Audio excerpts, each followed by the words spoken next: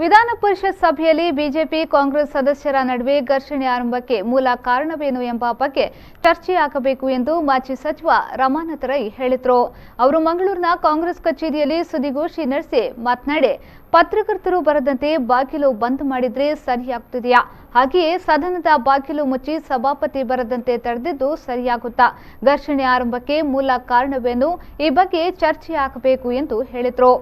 ಎಳೆದದ್ದು ಸರಿಯಾ ಅನ್ನೋದಕ್ಕಿಂತ ಕೂತದ್ದು ಸರಿಯಾ? ಈ ಹಿಂದೆ ಬಿಜೆಪಿ ಬಾಗಿಲು ಮುಚ್ಚಿ ಸದನ ನಡೆಸಿತ್ತು.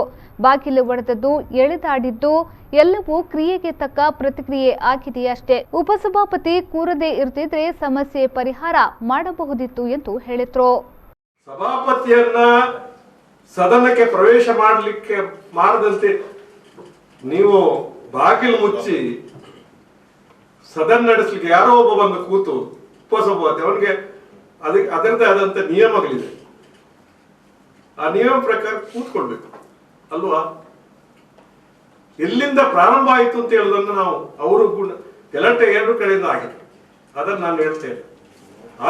ಅದಕ್ಕೆ ಮೂಲ ಎಲ್ಲಿಂದ ಅಂತ ಹೇಳುವಂಥದ್ದು ನಮ್ಗೆ ಮುಖ್ಯವಾಗಿ. ಪತ್ರಿಕಾ ಮಾಧ್ಯಮ ಸ್ನೇಹಿತರೆ, ಅವು ಎಲ್ಲಿಂದ ಮೂಲ ಕಾರಣ ಎಲ್ಲಿಂದ?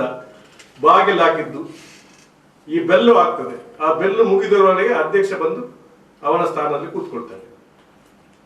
ಅವಿಶ್ವಾಸ ಅದೆಲ್ಲ ಬೇರೆ, ಕೂತ್ಕೊಂಡಾದ್ಮೇಲೆ ಕೂತ್ಕೊಳ್ತೇನೆ. ಅದರ ಮೊದಲೇ ನೀವು ಒಂದು ಕೂತ್ಕೊಟ್ರೆ ಇನ್ನೊಬ್ಬ ನೋಡಿ, ಅದು ಅದೇ ಹೇಳುದು. ಎಲ್ಲಿಗೆ ಮೂಲ, ಎಲ್ಲಿಂದ ಮೂಲ ಅದು ಮುಖ್ಯ. ಗಲಾಟೆಗೆ ಎಲ್ಲಿಂದ ಪ್ರೇರೇಪಣೆ? ಒಂದು ಪ್ರೊವೋಕಿಂಗ್ ಎಂತದೇ ಇದೆ, ಯಾವುದೋ ಒಂದು ವ್ಯವಸ್ಥೆ ಪ್ರೊವೋಕಿಂಗ್ ಇದೆ. ನೀವು ಹೊಡೆಯಬಹುದಾ ಅಂತ ಹೇಳಿದ್ರ, ನೀನು ಹೊಡೆಯಬಹುದಾ ಅಂತ ಹೇಳಿದ್ರೆ ಅದು ಬೇರೆ ವಿಚಾರ.